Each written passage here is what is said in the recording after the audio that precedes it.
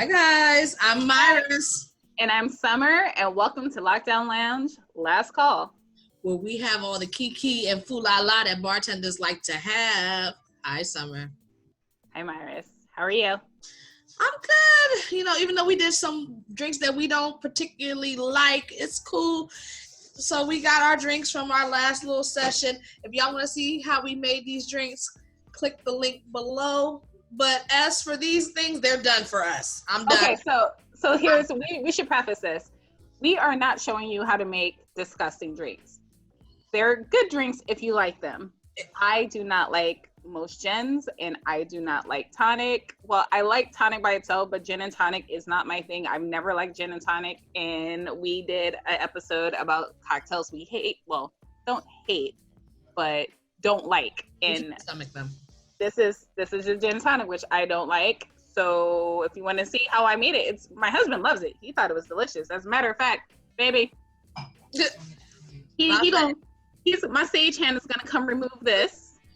And just like Summer, and he's happy. And just like Summer, this is a great drink for people who like vodka and like olives. I love olives, but I can't stand vodka. That's just it, guys. I don't like vodka. I can't really stomach it. But if you are a vodka lover and you are an olive juice lover, a dirty martini is a great drink. But just like Summer, I'm going to pass this along to somebody else to drink. I'm not drinking it. I'm sorry. I can't do it. But it is a great drink. And if you want to see how to make a really good, solid dirty martini, go and click the link. But we're going to substitute some other drinks in. So all I have is vodka, so I made myself a mango martini instead, which I will probably show y'all how to make eventually. But this is one to be drinking while we discuss what we're going to discuss. And what are we discussing today, Summer? Okay, so I'm going to let Myris off the hook. Originally, I was like, we're going to discuss Myris fights, meaning every time Myris got a little wild at work. But I know that she, her family's at her house right now, and her family be watching this. So what I'm going to propose instead is just talk about one particular one and not all of them.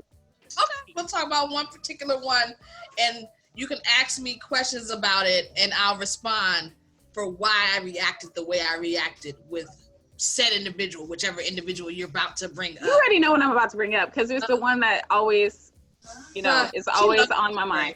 So this is the thing.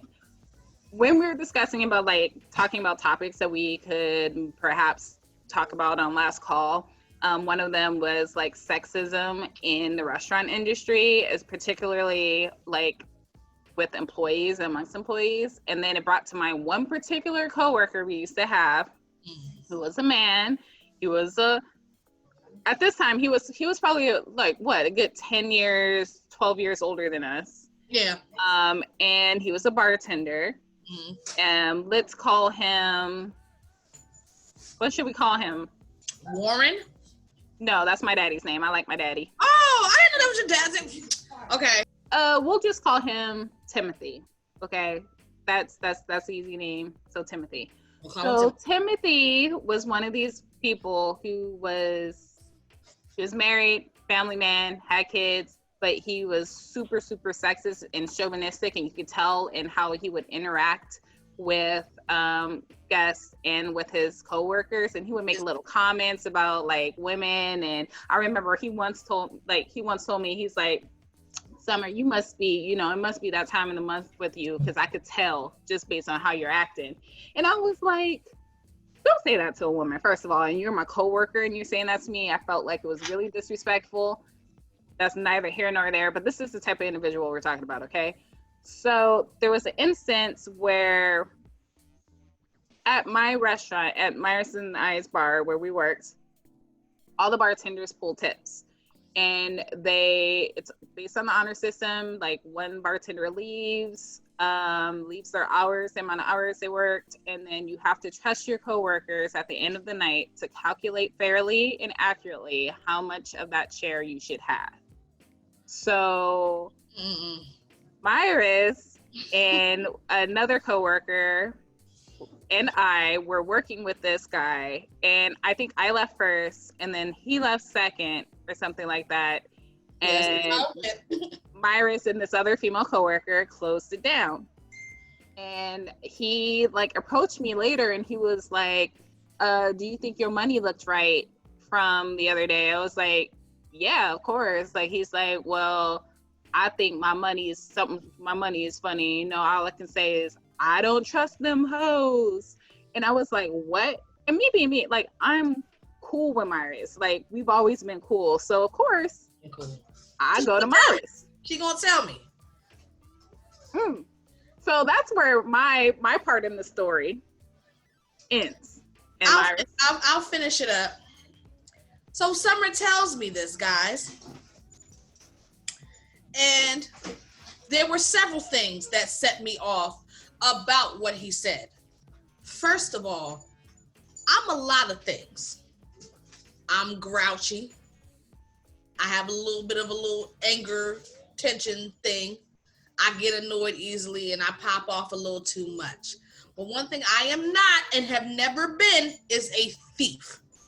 I've never skimmed tips off the top or pocketed tips that I'm not supposed to. That's not me, because I don't want nobody doing that to me. And I'm aware of all of our situations, whether it's Summer and Marcel, you know, living by themselves and having a dog and, you know, setting up their life to move forward with whatever they want to do. With him, he had a wife and kids. So, of course, I get that. I got the whole family thing locked. So I felt really insulted that he assumed that I'm trying to pull money and take money out of his family's mouth. I would never do that.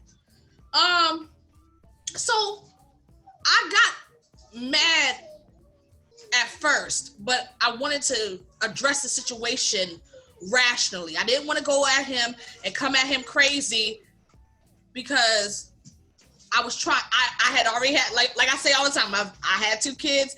I didn't want to be the old Myris that just pops off and like the Myris from Philly. You know what I'm saying? The Myris from Philly. That's like, so when I went to him, it actually started out as a very mature conversation as far as my side of it.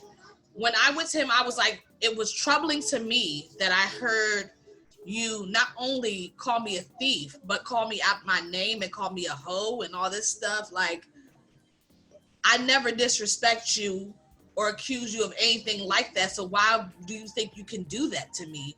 And he's like, okay, Myris, like, he got very irritated right away. And he was like, okay, Myris, but you bringing this up now? You bringing this up now? Because it's been like 3 days and all that kind of stuff. And let me explain that to you guys. I didn't bring it up when I first heard that he did it because I was so mad that I might not have come at the situation in a mature, rational way. And I explained that to him, but I said these words, and I hope Tuna bleeps me out. I said, I didn't address you with this situation the first day because I was so angry. If you had talked to me like you're talking to me now, I might have smacked the shit out you. And this is where he got mad. He was like, you ain't gonna smack nobody. And I looked at him very calmly and I was like, you can get smacked. Which I guess infuriated him more. And he's like, you ain't gonna smack nobody. At this point, I said, oh, okay, I guess he doesn't think I'm serious. So I stood up and got very close to him and said, you can get smacked like any other bitch out here on these streets. At that point, our manager, who is on his first week, I'm so sorry, and to bleep out his name because I know we ain't come up with an alias for him at the time. He comes over and goes, Myris, go to your corner. So-and-so, go to your corner, and y'all just break up. And I go, I'm cool. Keep him away from me, or I'm going to pop him in his nose, but I'm cool. And the gag about this now, though, is that me, and what did we decide to call him? Timothy. Me and Timothy are actually cool now. I think him working where he worked with all these women made him realize certain things, and he's changed for the better. So he's not the sexist person that he was before he came in. Oh, you a lot better than me. I would not say. No, he still has his ways, but I'm not gonna say that he hadn't changed because I saw him change and get a lot more respectful towards the women, especially because he knew we worked hard in there. He saw that. You know, this is a man who called called me out my name. Basically, he would vent about me to other bartenders. After he left, he would vent about me to other people that he knew that we knew in common, and had actually made the comment, oh yeah, you know, Summer's such a B. Ooh. I mean, I'd hit it though. So if you have somebody who did, like, I'm sorry, I felt like that was straight disrespectful. And of course I approached him and said, I've heard you said this. And he, oh, I didn't say that. I would never say that. I would never disrespect you like that, yada, yada, yada. But come on, like, why would multiple females come up to me and say, yo, just to let you know, Timothy said this about you? So I'm saying that to say that, you know, we started this kind of about sexism, and he is probably one of the like most sexist, chauvinistic people. And I know I'm going in on this man right now, but he's not a bad person at all. I think it was hilarious working with him, and I think he had some of the best customer service skills I've ever seen. Like, I've never seen somebody work a crowd the way that he would. Like, he made every single guest who sat down at that bar feel like they were a superstar. And there was a lot that I learned from him, and a lot that I could still stand to learn from him. But on a personal level, like, some of the stuff he would say was just, it was so evident how sexist he was. Like, you know, he's an old hat bartender. Like, I think he started his days at Fridays back in the day, you know, and he just had a certain mentality when it came to bartending and women in the industry. And about sexism in the restaurant industry, y'all, that you have to understand is that women get overlooked, underappreciated, and harassed a lot in the restaurant industry. Like, I remember one story I heard about just a manager that I worked with, a female manager that I worked with back in the day. She got harassed one night by one of the cooks. And when she called the upper management about it, they were like, oh, well, if we do this, then we lose our top chef. And I feel like it's just a misunderstanding, and y'all can talk this out. And what I applaud this manager for is she was like, no, I'm not going to work for a company that's not going to back me up on this. She put her keys on the bar and her little card and her little management card, and she walked out. She said, we're not going to take it. Like, I was like, go ahead. Like, you know, I was like, go ahead, sis. Like, the harassment levels and the percentage for women in the restaurant industry for sexual harassment and sexism in the workplace, as far as fair treatment, is just crazy, and it needs to change. And I hope it changes, you know. I mean, I told a story earlier, like in one of our first videos, about like an experience I had when the executive chef had a different restaurant. That was ridiculous. Go check out that video if you want to know. I think it was the tequila video? Yes, and it was cray. Something like that.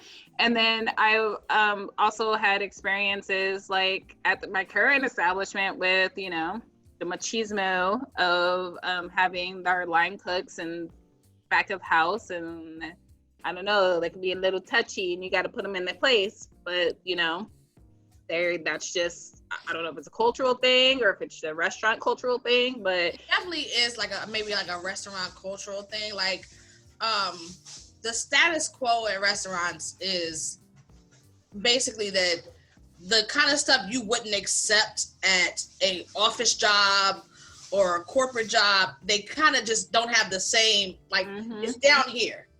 Whereas in corporate, that kind of mess does not fly. For restaurants, it's like, and that goes across the whole spectrum. It goes with the employees and it goes with the customers too. I've had customers touch me inappropriately and touch my male coworkers inappropriately, and I was like, whoa, like, why do you think that's okay? You wouldn't do that anywhere else. You wouldn't do that at any other establishment. You wouldn't do that at the movie theater to the person making your hot dog. It's because people drink, and then all of a sudden, you know, it lowers inhibitions, and they think they can say whatever they want to say. Like, I had something so innocuous as the other day when I was working. You know, now I work in a restaurant, so I have to have a mask on at all times. And this guy was sitting there with a female friend. He's like, Summer, can you come over here? I was like, sure, what do you need? He's like, can you just pull your mask down for a minute? I was like, what? Why? He was like, can you please just pull your mask down for a minute? And I was like, okay, whatever, no skin off my nose. Pulled the mask down, and he looked at his friend, and he's like, I told you she was good looking. And her friend was like, oh, well, how did you know? Like, they're laughing and kikiing. It's like, when is it ever appropriate to like comment on somebody's looks in front of them? Like, you would never go to a restaurant, not a restaurant, like an office, and look at the receptionist and be like, pull down your mask and then talk to you. You know, like, I'm like, is it because you're drinking? Is it because you think this, like, a part of my job is to make you feel comfortable, make you feel like we've known each other for a while? Like, I do feel like the customer's always right mentality definitely plays a factor. Customers feel like they can do and say certain things because they're the customer, they're paying for certain things, and they don't. We've been so accommodating for years with that people just feel like they can do what they want, even when it comes to like sexual things. Like, I agree with you. I actually had this not with a male guest, but a female guest. I forget how this came up, but apparently she didn't like the way I was addressing her. I was too formal or something. I wasn't friendly enough for her, I think is what she said. And she was like, I'm paying you to treat me the way I want to be treated. Yeah. And in my head, I'm like, you're paying me for customer service and to provide a service, but I am not an escort or a prostitute. You are not paying me to treat you any particular way, like in the informal, friendly way that she wanted. Like, I felt so offended on that because I'm like, am I wrong to feel like you're kind of expecting to pay me for, you know, my informality and my kikiing and like being fawning over you? Like, this isn't that type of establishment. Girl. I'm very professional. I'm providing you great service, but you're upset that you don't feel like I'm friendly enough towards you. And then you have the nerve to tell me I'm paying you to treat me the way I want to be treated. It's like, no, you're paying for that chicken pot pie you're eating.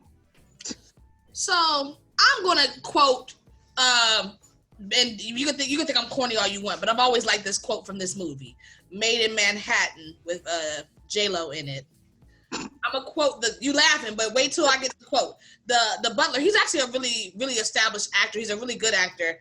His name escapes me. He's the detective in Roger Rabbit, Who Framed Roger Rabbit, too. And if you can put his picture up there.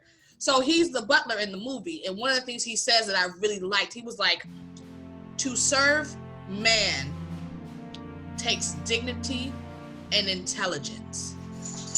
We may be servers, but we are not their servants. And I like that. And with that being said, I think we need to cut this off. Anyway, so thank you, Myers, for indulging me in telling that story. I thought, so this turned into a little more serious than I expected it to. That scene when you said you can get smacked, it was so funny to me. And I think it's because, I see him. So Timothy was, not a tall man. He wore lifts to work. That's how not tall. All his business out there, I can't. I think he was, your height. Was he your height or a little shorter?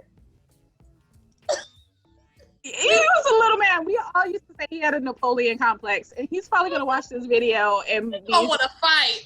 Whatever. I don't care. He can try. I once told him. I once made the comment, Timothy, you must be yay high to ride. Oh man, he about to want to fight. I know. To let us know in the comments below if you like this format of the video. So if you want us to go back to having the long video where we make the cocktails and we have story time in the same episode, let us know your preferences. As always, like, comment, and subscribe. Follow us on social media. Drink responsibly, and we'll see you the next time, Down. This is the lockdown.